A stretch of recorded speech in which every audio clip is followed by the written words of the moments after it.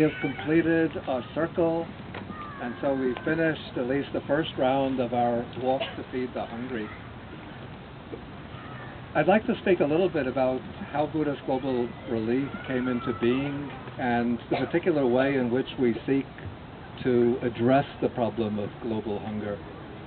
BGR started in 2008. It arose out of discussions that I had with some of my students, because we felt that as Buddhists, it's necessary for us to put compassion into practice in today's world. You know, so often in Buddhism we speak about loving kindness and compassion, but too often we treat them primarily as inner, personal, subjective states. So we develop the meditation on loving kindness, which I teach too and practice too. May all beings be well, may all beings be happy. Or the meditation on compassion, may all beings be free from suffering, may all beings be liberated and free from misery. But then we walk away and we think, that was a wonderful experience. I hope I can have that experience again. But if we're, I think, really going to put into practice the mission of the Buddha, which is to liberate beings from suffering, we have to address the most fundamental causes of their suffering. And one of the most fundamental, the most pervasive, and the most, I would say, even shameful forms of suffering in today's world is the problem of global hunger. You know, we live in a world with supposedly 6 billion people, and it's said that close to 1 billion people, that's 1/6 of the world's population, struggles with chronic hunger and malnutrition. And perhaps another 1 billion people, even 2 billion people, are living on substandard diets. And so when we started Buddhist Global Relief, we took as our general mission to address the problem of suffering in today's world. But when we wanted a specific point of focus for our mission, we decided to take the problem of global hunger, chronic hunger and malnutrition, as the special problem that we would try to address. But the problem we faced then was, how do we address global hunger? Because we started as, in fact we still are a very small organization, and we realized that to provide emergency relief to people who are afflicted by drought, by famine, it would just not be feasible for us. That takes an organization with a large staff, you know, with hundreds of staff and with budgets of millions of dollars. And we turn out to be like an all-volunteer organization with just a small staff of people who have usually regular jobs but are just volunteering their time. So what we decided to do is to partner with organizations working on the ground in the countries where we decided to establish projects, and to try to develop small-scale, focused projects that would be able to help poor communities emerge from hunger and from chronic malnutrition.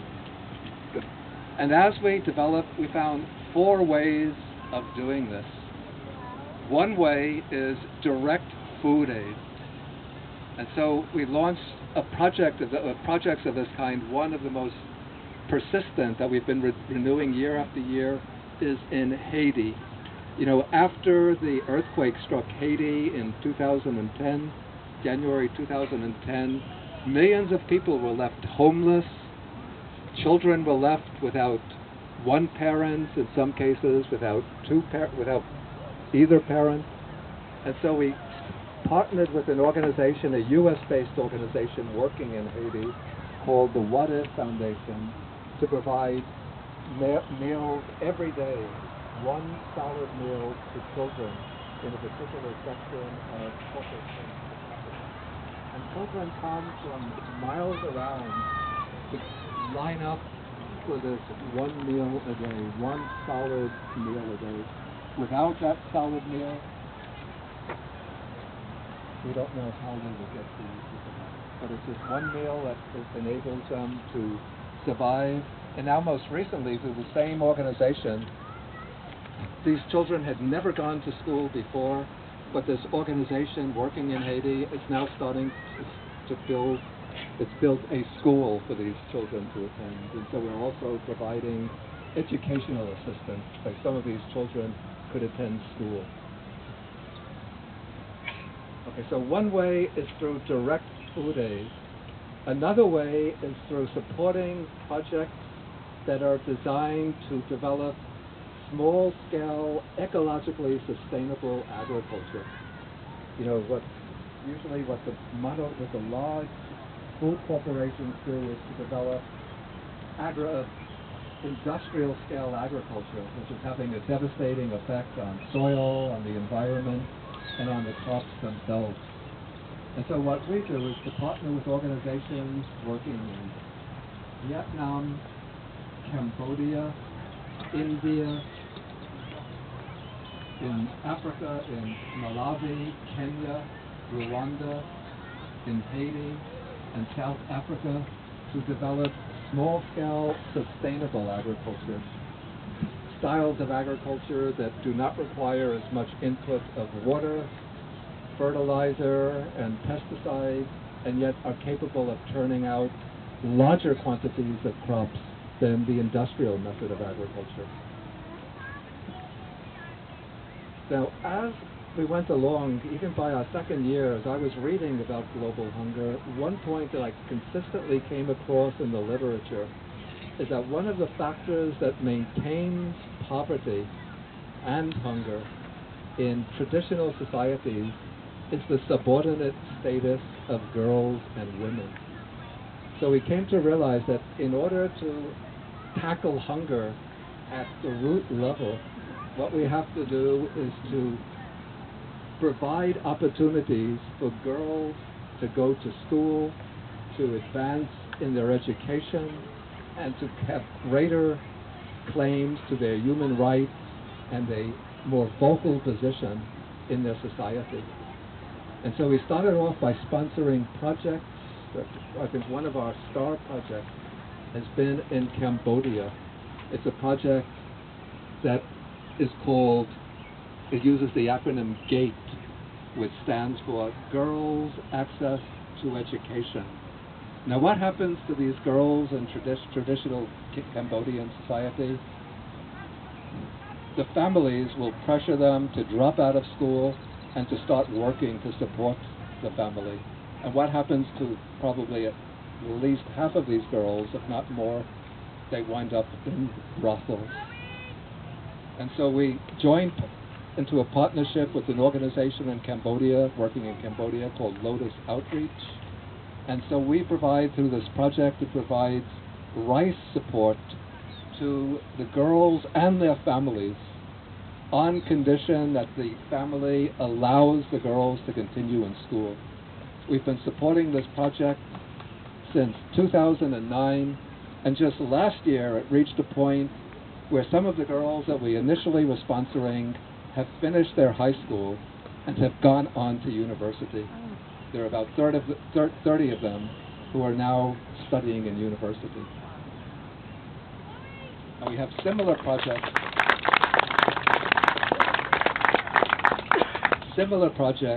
in Vietnam, and now we're also supporting educational projects for girls amongst the Dalit community. That's what they used to call the outcasts or the untouchables, the very poor people in India. And so the third aspect of our work is promoting the education of poor children, especially girls. Then the fourth aspect of our work is to promote right livelihood opportunities for poor women, especially women involved in agriculture and farming. And so we've been supporting projects like this, well, in Southeast Asia, also in Africa, in Kenya, Malawi, Niger, and Rwanda, whereby women receive training in, actually we combine the support for livelihood opportunities with women. We combine this with ecologically sustainable agriculture, so that these women are being trained in ecologically sustainable agriculture, so they become the masters of sustainable agriculture who can teach others, including the men, how to cultivate in ecologically sustainable ways. And now, within the last few years, we've been hearing more about hunger in the United States. So a few years ago, we started launching a project in the U.S. to support an organization in Maryland, northwest Maryland, which is called Garden Harvest, which has land which they give to organizations for free, to other organizations, to develop the land in order to grow crops, and then the crops they use to supply food kitchens, soup kitchens around the U.S., especially in the greater Maryland, Pennsylvania area. But now we're also been supporting, we're starting to support projects in New York City for, within the urban centers, for poor people to use vacant plots of land to turn them into little farms for growing crops to feed themselves and also to sell on the market.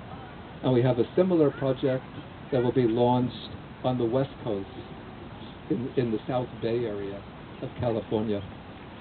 And so this gives you an overview of some of our projects. But I also have to say that, in my view, there are two aspects to addressing the problem of global hunger. One is the aspect of charity and philanthropy. The other is the aspect of social justice. And when we look at the world today, we're almost inevitably drawn to the conclusion that the reason why there's so much hunger in the world is because the whole global economic system is skewed in a way that benefits a small, very wealthy elite and treats the great masses of people, especially the poorer people in third world countries, also the poorer people in this country, treats them as disposable and dispensable. And when we bring a what I would call a Buddhist consciousness to this global situation, I feel that we have to recognize that every human being is a center of intrinsic value, that every human being deserves a chance to live in dignity, to develop their full potential, to lead a meaningful and fulfilling life. And this means that we have to work not only to lift up those who are driven down into the lowest depths to enable them to stand on their own feet, but we also have to work together to create a more just United States and a more just world, a world which will give everyone a fair chance to live in dignity, a world in which everyone will be respected, will be treated with kindness, and will be given the fullest opportunity to look after themselves and their families and to reach their highest potential. And so when you join with us in this walk, then as we just walk around this park chatting, you shouldn't think that we're just engaging in a little exercise, but we are really putting the basic Buddhist ethical values, the moral imperative of loving kindness and compassion into action. Through our steps, we're connecting with people all over the world, in Cambodia, Vietnam, India, the countries of East Africa, West Africa, Haiti, and the urban inner city areas of the United States. And so our steps and our actions are working truly to benefit others, to help others live noble lives, lives of meaning and of value. And so when you go home today, you should think, not congratulating yourselves in a proud way, but think that you've done something, even though it might be little, but it's a little bit which is helping to uplift the condition of people around the world. It's a small way of expressing the sense of human solidarity, that we are all on this earth together, and that if we don't help each other, we're all going to sink together. And so I want to thank all of you for your participation today, and I want to ask you also that there are brochures up here about Buddhist Global Relief. If you don't yet have a brochure, please take a brochure. And if you belong to a Dharma center, if you can take a brochure, a Dharma center, temple, Buddhist church, whatever, you could take a brochure, and if it has a bulletin board, put it up on the bulletin board, or tell other people in your center or temple about the work of Buddhist Global Relief. And on the brochure you'll see the address for our website, so please do check out our website where you can learn more about our projects. And also for those who would like to volunteer, there'll be a page on the website where there's a description of the kinds of volunteer opportunities that we have. And so we're always appreciative of obtaining new people to help with our work. Okay, again, I want to thank you, and I want to end my own role here by chanting a little blessing in the Pali language.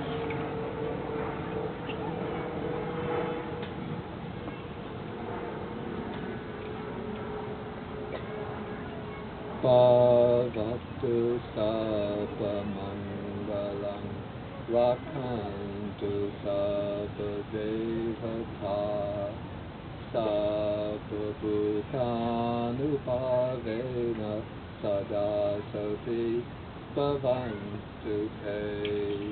Bhavatu sabba mangalam rakantu sabba devata sabba dhammanupavena sada soti bhavantu te.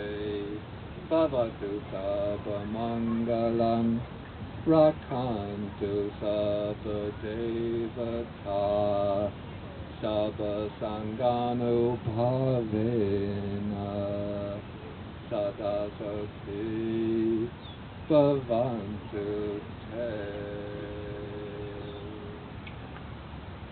So I'm very happy to have been able to join you here this year.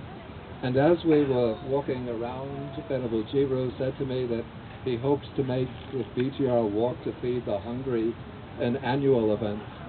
So if he does so, I hope that all of you will join him as the event takes place each year, and I will do my best to also join you as you walk on behalf of the hungry.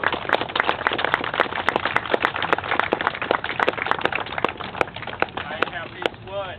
Do you hear that?